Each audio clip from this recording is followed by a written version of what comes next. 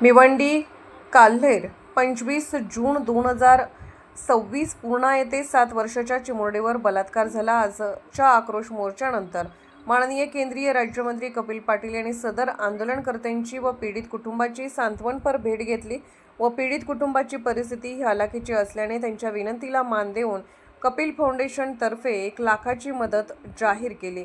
मुख्यमंत्री देवेंद्र फडणवीस यांच्याबरोबर संपर्क साधून हा खटला फास्ट ट्रॅकवर घेण्यासाठी विनंती केली। नमस्कार, आपण बघताय प्रहार 24 तास।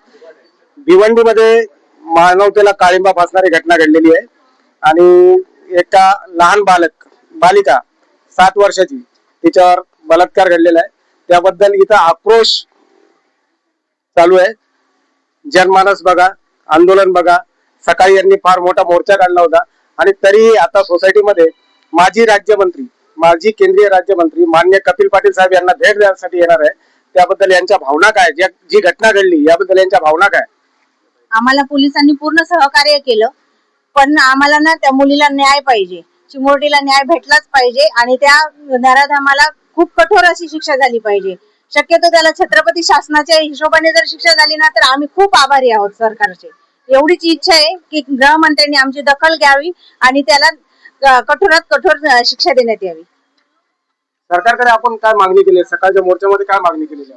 आम्हाला सुरक्षा द्या, आम्हाला लाडकी बहीण योजना नकोय, आम्हाला महिला सुरक्षा कायदा त्यांनी निर्माण करावा आणि आमच्या लहान मुली हो, वयोवृद्ध स्त्रिया हो किंवा आमच्यासारख्या तरुणी हो किंवा त्यांना सर्वांनाच सुरक्षा भेटली पाहिजे। सरकारकडे महिलांचं निवेदन आहे, आम्हाला लाडकी बहीण योजना नको, आम्हाला फक्त सुरक्षता हवी। आपलं काय म्हणणं? माझं पण तेच म्हणणं आहे। काय म्हणतात, बायकांना कुठेच सेफ नाही येते, कामावर गेलं तर घरी सेफ येतील की नाही ही पण म्हणजे हे कोणी सेफ नाही, ना लहान बाळ सेफ आहेत, ना लेडीज सेफ आहेत, ना मुली सेफ आहेत, ना काय म्हणतात ज्या वयस्कर बायका त्या पण सेफ नाहीयेत। नेमकं चाललंय काय याच्यामध्ये? हे महाराष्ट्र आहे का बिहार? आणि मेन म्हणजे तुम्ही बाकीच्या गोष्टी करताना मग ह्याच्यामध्ये तारीख का देताय तुम्ही? सुनावणीवर सुनावणी का होते? म्हणजे हा जो गुन्हा घडलेला आहे हा फास्ट ट्रॅकवर घेण्यात यावा।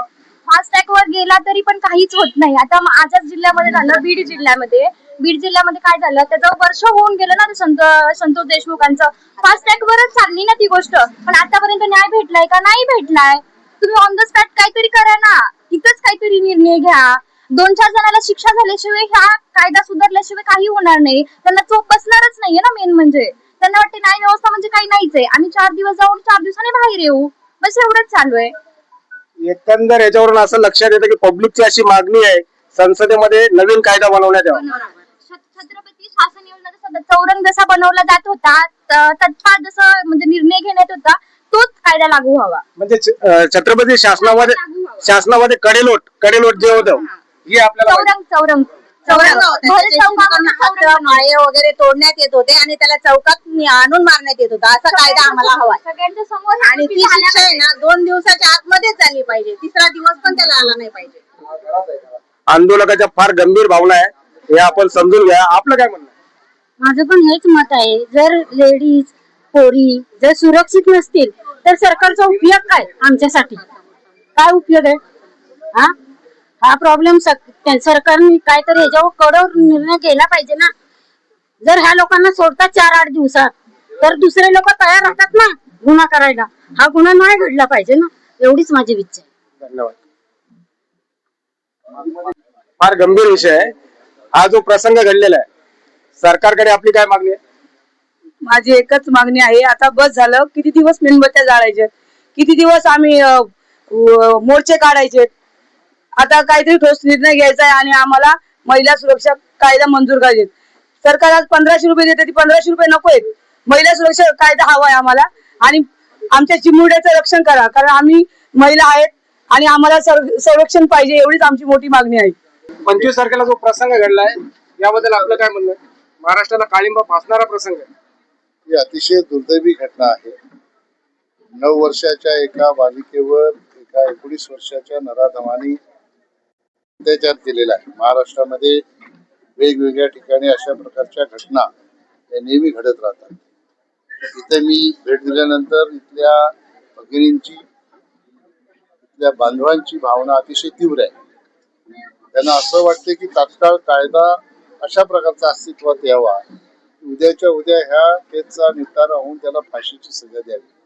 परंतु शेवटी कायद्याचं बंधन असते, म्हणून आता अस्तित्वात असलेल्या कायद्याच्या प्रमाणे लवकरात लवकर फास्ट ट्रॅकवर ही केस घेऊन सन्माननीय मुख्यमंत्री देवेंद्र फडणवीस साहेब यांना विनंती करून स्पेशल वकील नेमून फास्ट ट्रॅकवर हा गुन्हा घेऊन, जसा पुण्याचा गुन्हा 1.5 महिन्यामध्ये फास्ट ट्रॅकवर घेऊन त्याला सजा देण्यात आली, तशा प्रकारे ह्या गुन्ह्यालाही फास्ट ट्रॅकवर घेऊन लवकरात लवकर जो नराधम आहे त्याला जी काय कोर्ट सजा देईल ती लवकरात लवकर मिळावी, अशा प्रकारची भावना इथल्या सगळ्याच लोकांची माझी आहे.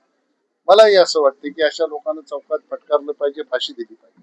पण शेवटी कायद्याचं बंधन आहे, कायद्याची भीती वाटावी म्हणून अशा प्रकारच्या घटना पुन्हा पुन्हा होऊ नये म्हणून असं होणं गरजेचं आहे, असं भगिनींचं म्हणणं आहे, ते साहजिकच आहे.